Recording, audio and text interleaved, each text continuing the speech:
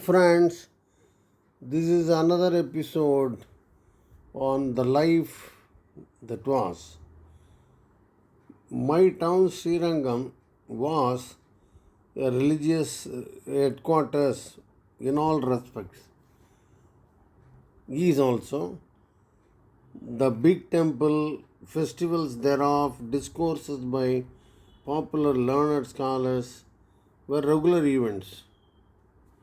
My mom and her sisters were particular about attending these. They even used to recall points discussed in the discourses, naturally to be sure as to what was discussed. My house was on the northern side of the temple. Usually, discourses were organized and held on the southern side, keeping the attendance in mind. These discourses were mainly in the late evening and would be over by 10 p.m. There was one such discourse, and I was asked to join the Mom Sisters group. We found a vantage point to sit and to listen to. I like to attend these, main reason being that I would not be disturbed by mom with school activities and troublesome questions. At the same time, I also enjoyed listening to the stories, and many of these scholars made presentations with the music, which was an added attraction to me. That evening's program ended, and we were walking back home. It was a huge gathering, so we were a bit too slow to disperse. I thought I would walk fast as I felt sleepy.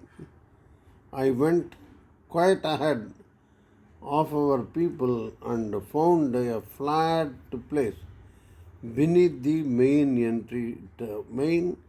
temple entry tower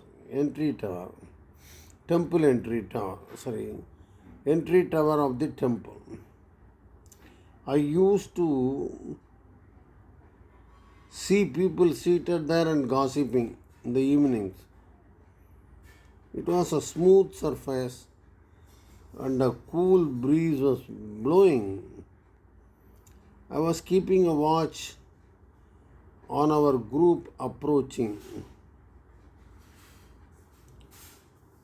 At some point of time, I slided on the left side, and started sleeping. I did not know how long I slept. When I got up in the middle, I realized that I was seated at the temple entry with no one on the road ahead.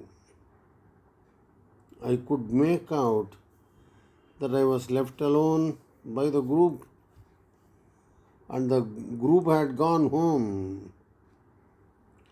I rushed through the empty, poorly lit streets as the temple was closed. I reached home and started knocking on the gate. My uncle, who is father's elder brother, came up and opened the gate. Where were you? Your parents have gone out in search of you. I did not reply as I was not sure how to put the things across. I crossed him and went upstairs to my dad's room and slept.